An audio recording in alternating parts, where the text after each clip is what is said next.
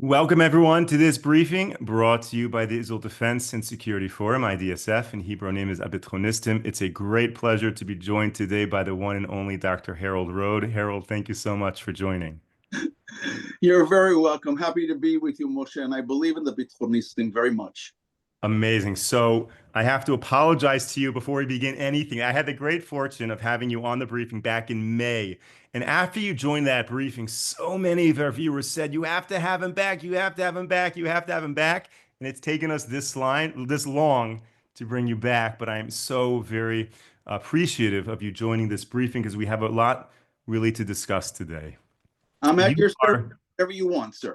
amazing. You are absolutely an expert on the Middle East, on the U.S. defense establishment. You lived in Iran, you lived in Egypt. You really know that world better than anyone. So let's just jump in. Over the past year, or maybe we'll go back from October 7th, 2023, the beginning of this war. Do you think there has been any change in perception of the Middle East within the U.S. Defense establishment, within the Pentagon, within the State Department? Has anything that has transpired thus far in this war changed their sentiment and how to deal with Israel and the Middle East? I have two answers. On the surface, the answer is no, but underneath, the answer is at the Pentagon. The lower levels, just like in Israel, the lower levels are mid levels, and pushing out, a lot of them are very pro-Israel. But the leadership, which is political, unfortunately, both in America and in Israel, the military, let's say they believe in containment and come let us reason together. And so, sadly, I don't think there was. We're going to have a difference quite shortly, thank God. But no, but those are the decision makers. But below, things going to be very, very good.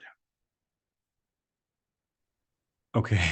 So will anything ever change? Meaning if this Yes, war has not, okay, so how does that happen? very simple. We have a new sheriff in town coming as of January 20th. And if you look at his appointments up to now, and of course they have to be confirmed by Congress, excuse me, by the Senate. And but put it this way, it is in Republican hands now, thank God, which means that it should be pretty easy to confirm them. If you look at, for example, the national security advisors, Waltz, I think his name is, look at his history. If you look at the Marco Rubio, who was Secretary of State, Pete Hegseth for Secretary of Defense, and I believe this is important, Kash Patel, who is going to be head of the FBI. All these things are very, very important. And if you look at their history, and Mike Huckabee as the ambassador to Israel, I think it's I can't think of a better choice. This shows where President-elect and past President Trump, the direction in which he is proceeding. The difference between Trump now and when he came into power in 2016 is Trump really didn't have a clue of how Washington worked. He sure as hell does now. And it's very clear. Just listen to what he says. In the last day or two, Trump said the hostages better be released by January 20th, the day he takes the oath of office, or there's all hell going to will be had to pay. Now, why is this important? Number one, in the Middle East, they respect him. He killed Qasem Soleimani, who was head of the Iranian intelligence of the Quds force, and he took out al-Baghdadi. He took out a few other people. Trump does, and believe me, in the Middle East, they respect and fear power. Yesterday, I was your worst enemy, but now I found out, Moshe, that you are, God knows what. I will bow down to you. I will, yes, sir, I'll do what you say. That's the way things work in the Middle East and in the rest of the world. We just had something overnight, which gives you a sense. Trump said he was going to put tariffs both on Canada and Mexico. And what happens?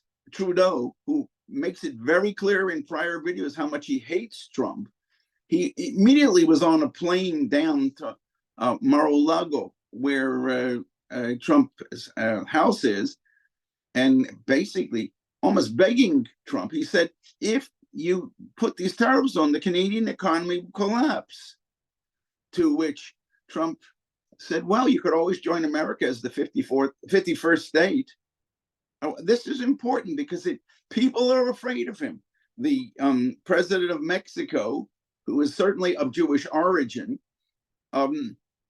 she's also afraid galore. Trump speaks, people listen. And they don't to this administration, which is still in power now. Around the world, they laugh at this administration. When they see weakness and indecision, that's when the Middle East and a lot of places in Egypt, that's when they strike. That's it. So also getting into just the way this is all perceived in the US, there's the quote unquote Israel-Palestinian conflict, and then this great threat of Iran and all the radicalism sweeping through the Middle East and the world. How do those two issues relate to each other when the defense establishment in the US looks at Israel? I mean, it seems to be that whatever that is going on with Iran or Syria or Lebanon, it all ties back to this quote unquote Palestinian conflict. How do you understand that? Well, the fact of the matter is that first of all, I would say the overwhelming majority of Americans see Israel, and remember, they're Christian, they're not Jews. They see Israel, the values of Mount Sinai, which is what Judaism is based on. If you look at the founding fathers of America, and they don't teach it anymore in school, they're a bunch of stuffy old white men. That is what the woke people call them. The values of them, they wrote about what they wrote about were the values of Mount Sinai, that they wanted America to what Abraham Lincoln said later, the almost chosen nation. In other words, the values of America, on which America's founders and the Jewish people are the same, Mount Sinai. So there's no question there. On the Palestinians, look, we need to have a purification, a ridding in the American academic establishment to of all these people who are teaching people what to think and not how to think. Universities are not places of religions where you have a dogma. They are places where people should come out. Certainly, when I went to university, and they knew how to think about issues better. That's what it should be. That's not what America is today. That needs to change. And the people in the universities, you ask them, for example, they all shout from the river to the sea, Palestine shall be free. Simple question. Which river are you talking about? What sea are you talking about? They haven't a clue. It's called indoctrination. They don't think but I'm very, very optimistic. Let me tell you this also. All throughout America, if you look at whatever these so-called polls were, many people did not want to say they were going to vote for Trump. Why? They were afraid what their friends would say. But they obviously clearly harbored inside a vitriolic resentment of the people the woke agenda, which is really run by whoever's running the White House. Biden is not capable. I don't think he was. Well, let's leave that. Let's just say in the following, we saw from the election results, Trump won everything. That's where America is. I wouldn't worry if I were Israel. Does that mean we're going to agree, America and Israel, on 100% of everything? I would say 99 and 44, 100%. Why do I say that? That's an old Ivory Soap commercial in the United States. It's 91.44% pure. Well, the point is that unfortunately, Jews have a problem, and the Jews invariably were about, oh my God, they focus on the 0.66% that we have a different view. But the American administration won't anymore be an obstacle to Israel. It's like we'll have a disagreement from time to time, but we're family, and they'll mean it. All right, let's move away from the US for a moment and let's talk about Syria. I don't know, you lived in Iran and you lived in Egypt. I don't know how much time you spent in Syria, but you have a unique skill set of being able to sit in a coffee shop and chat about Sunni and Shia theology and Arabic with locals. So, And can you? Persian, it's important because I did it in all three places. Look, I spent my years, I graduated high school too early and then my BA too early, and I needed to catch up with life. And a lot of my 20s, I spent running around the Middle East. I davened, if you wish. I prayed in first in Sunni mosques and then later in Iran in Shiite mosques. They pray very differently, and I learned a lot about Sharia. Putting off when my getting my PhD, which I got in Islamic studies in, I think it was 1979. It's ancient history now, and I learned the languages, I learned the cultures. It's even more important, besides the language, to understand the mentalities. That's what I worked on. My 28 years that I worked in the office of the Secretary of Defense, I really was the go-to guy for how to understand what Muslims are saying. For example, they may not say no because culturally, a lot of times it's offensive to say no, but they mean no. So what do they do to show you that it's no? So why waste our time going down roads that can't work? And I wouldn't say both Republican and even Democratic leaders, senior officials, wanted to hear, not always, most of the many more Republicans wanted to hear than Democrats, but that there were Democratic leaders also. It's not partisan. And that's when I spent, and that's how I think about it. You ask about how long I spent in Syria? Okay, so let me ask the question. Let's try to focus on the following. What is currently happening in Syria right now? Yes. Is this a symptom of the term I'll use, radical Sunni theology, or something else going on? And feel free to disagree with that term. The Gulfies, the people in the UAE, Bahrain, you notice they don't talk about they never say fundamentalist Islam. Their threat is mostly Sunni fundamentalist Islam. Excuse me, radical and extreme things. This is Wahhabi Islam. This is a lot of things. Now, we hear that we're obsessed with the names of groups. There, the Al Qaeda, the Nusra, this and that. We got a new one, HTS. I really don't bother to learn all these names of things. All they are is one group morphing into another. It's like Israel basically, thank God, has kicked out UNRWA. Well, they'll get another organization which does exactly the same thing with a different name. So there are different versions. In Western terms, we would use the word moderate and extreme. But here's what really happened in Syria. It's not rebels. It's not this. It's not. What it was is that Erdogan, the ruler of Turkey, and I've avoided the word president, which he is now, and I mean ruler, but in the Middle Eastern term. Now they use except in Persian, the word leader.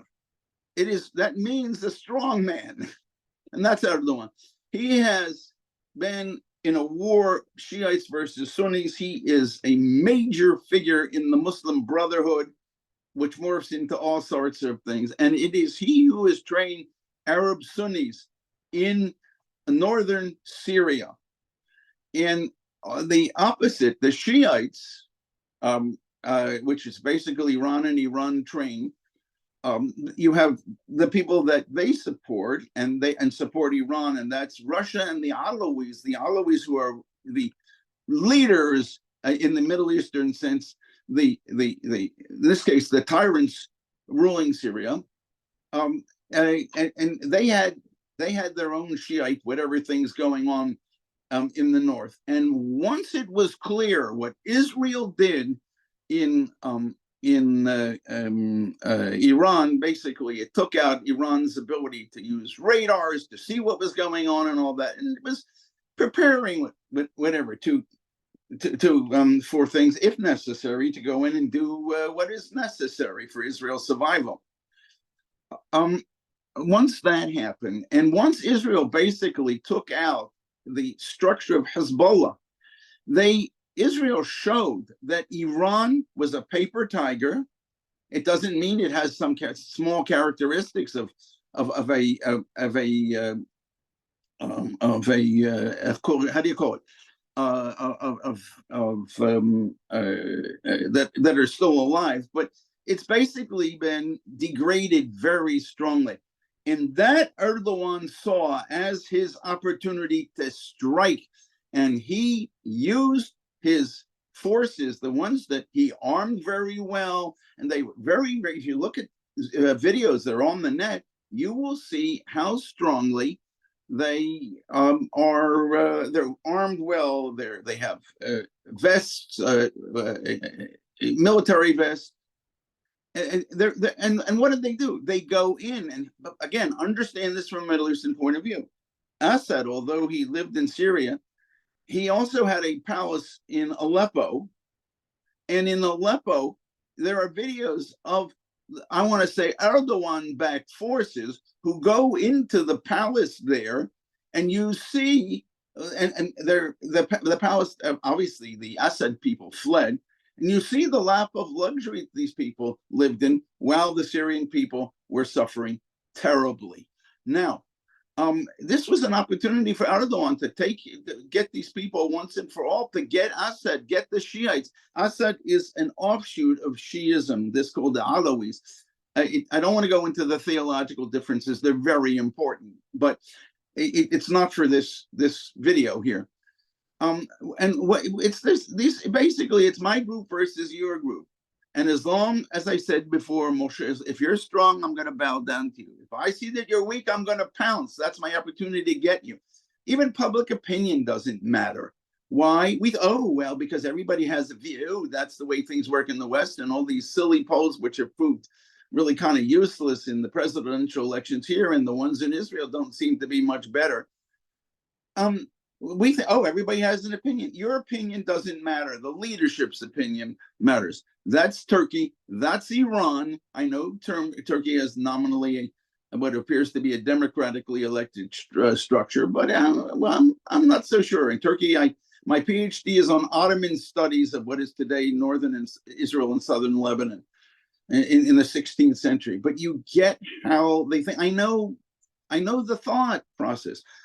This is a tremendous compliment, basically, to Israel, and which was limited so much by the Americans to take out the nuclear program. I'm not even worried about the nuclear program. Arms don't kill people. People kill people. And for example, are we really worried that America or England has nuclear weapons? Let's use America, because God knows what's happening to the population of the Europeans that have nuclear weapons. Well, if the leaders really have to answer to the people, then who has the nuclear weapons is much less important. But if you're a dictator and you have nuclear weapons, you don't have to answer to the people. It's like Hamas. The people there, what they really think about, the people who live there, they were nothing more than pawns to be used as Hamas wanted, as cannon fodder. They were civilians, whatever. What they thought, public opinion doesn't matter. The answer is, if there's a strong man, I bow down. Harold, I detect a ray of optimism in what you're sharing, and I'll ask in a minute. But before we get to that, I just want to speak to our viewers and supporters who are tuning into this briefing, and remind everyone, as I mentioned yesterday, that being today as Giving Tuesday in the U.S., it's a great opportunity for me to encourage everyone who appreciates our programming, these briefings, and really what we as an organization do here in Israel to defend Israel, to continue to consider supporting our work. Right? IDSF protects lives here in Israel in real time, with pushing through incredibly important policies. We're building global partnerships around the world with countries to really partner together on strategic ways of fighting anti-Semitism. And we're, of course, investing in the future of Israel by educating the next generation. We're doing a lot of important stuff. We were We rely on generous support, and therefore, if you're watching this briefing, you appreciate what we do, consider a tax-exempt donation in the US, Israel, Canada, in the UK. There's a QR code on the screen. There's a link in the chat. And if you're watching on YouTube, likewise, there's a link in the description. Terrell, thank you for that pause. And I second what you just said, Moshe, about the Bitonistim. Amazing. Amazing. Thank you so much.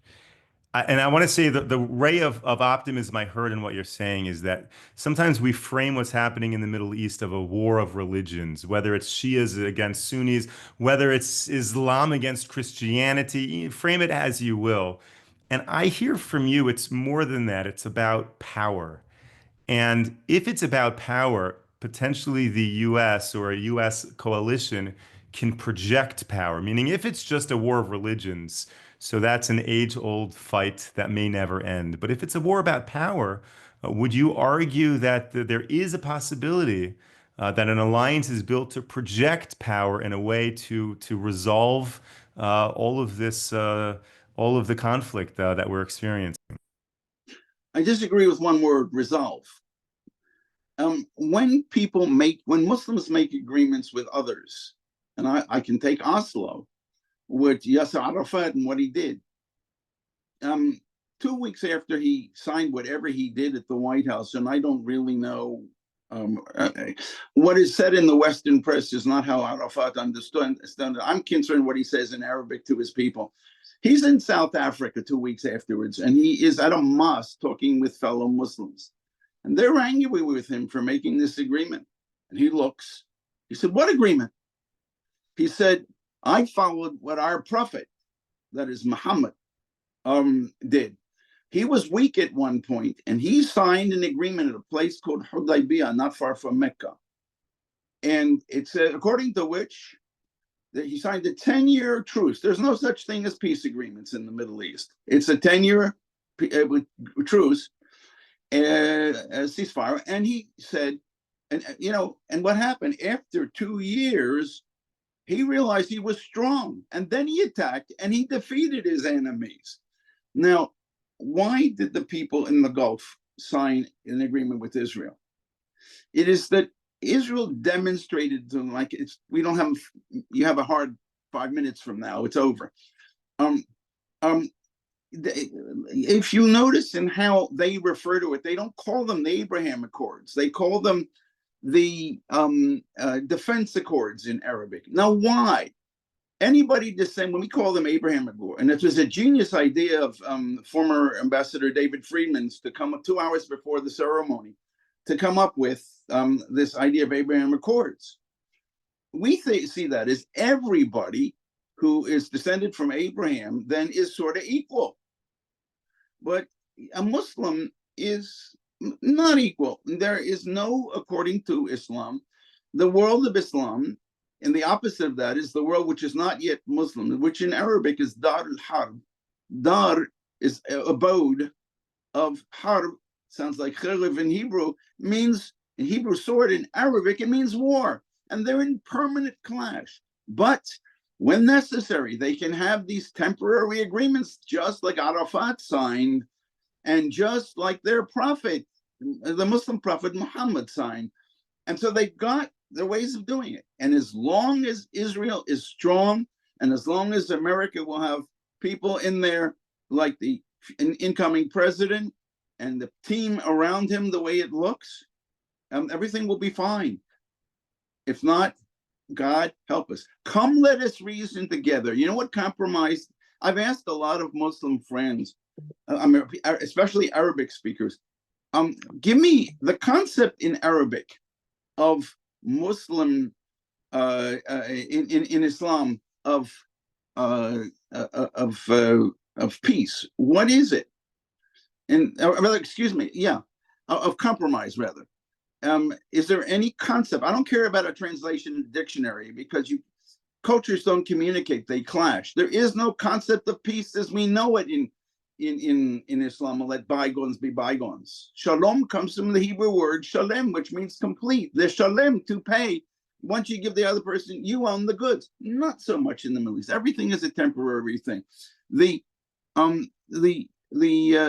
compromise, the closest word that anybody could get to it in or concept in Arabic is tanazzul. Tanazzul comes from the Arabic, like Hebrew, which roots nun zayin lamed in Hebrew. That's nazalet. You got a cold, it drips down.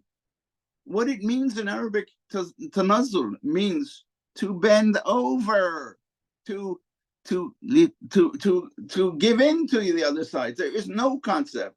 You only negotiate after you win in the Middle East, and the winner dictates to the losers how he's going to live. If we keep all this in mind, things are going to work out great for America in the Middle East and for Israel in the Middle East. I would only wish that the leaders of the Israeli establishment, I'm not talking about the prime minister and Ron Dermer, who I am deeply, deeply impressed with. I have no words for how they're handling what is going on, because they got to do all sorts of, outmaneuvering and maneuvering, and they're pretty good at it. But the Israeli establishment, that is the military, stop thinking about containment in the Middle East. There is no such thing as containment. This modern hachala that they're using this word. Containment means giving in to your enemy in the Middle East. And they're thinking Middle Easternly, Islamically. They are not thinking Westernly. And I don't care how well Middle Easterners speak English. They are thinking in their own culture. I have had to do translations, and I'm very poor at translating. I get concepts. I've had to do for senior leaders translations. And I remember I was in Turkey, and it was a mayor of Turkey who didn't speak any English. And he's going on, and the American asked a question which really was yes or no, if would you be willing to do this or not? And the guy is going on about 6 paragraphs and not saying, he's avoiding saying no, because you can't say no. But he was, and so I turned to the guy, the American leader. I said, he's saying no. He said, but he's had all this, like 6 paragraphs. What was he saying? I said, they can't say no, but they demonstrate, God willing, if we do the right studying and this, all this sort of things. No, we got to do it understanding what we want to do in their terms, and everything should then be strong. What matters then is you must be at all times strong. That doesn't mean you need to go around killing people. What it means is they must know you're serious. And however that works, do it in their terms, and you're a winner.